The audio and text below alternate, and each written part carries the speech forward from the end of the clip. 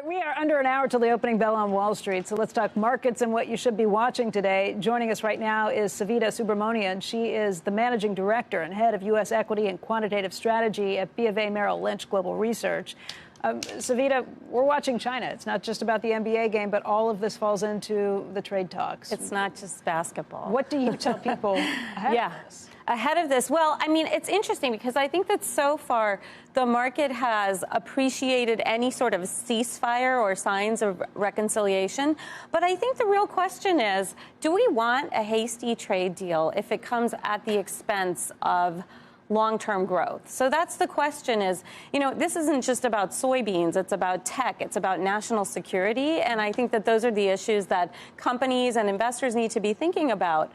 So, here are our trade ideas. I think defense seems like a great place to be in the fourth quarter and for the foreseeable future. Because of these tensions? Because of these tensions, because of geopolitical tensions across the globe. I mean, we're hitting a fever pitch in terms of income inequality, in terms of globalization shifting to protectionism. There are all sorts of competing forces that I think will bolster the idea that nobody is going to cut defense spending at this point in time, right? That would be a pretty short-sighted thing to do. Although so I think you could see a situation where it's going to be a very nationalistic spending, and you're only going to get dollars coming from your home country.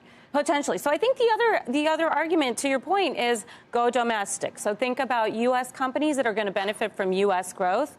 And for now, multinationals look a little bit risky. I mean, one of the things that we track assiduously in our quantitative work is earnings revisions. And we've noticed that analysts have been revising up expectations for domestic companies far more than for multinationals. So I think what we're seeing across the globe is a lot of uncertainty about this idea that has globalization actually been good for corporate America. I mean, it's been great for margins, but has it really been good for a competitive standing? Do you think Elizabeth Warren would slash defense spending? So that's the Warren factor, I think, is something that we need to talk about separately. Separately. So I think that there is a lot of optics and fear around the idea of a Warren win, and that being negative for corporates writ large, as well as for defense spending. From a political perspective, the one sector that I think we want to avoid heading into the elections is healthcare, because healthcare is a sector.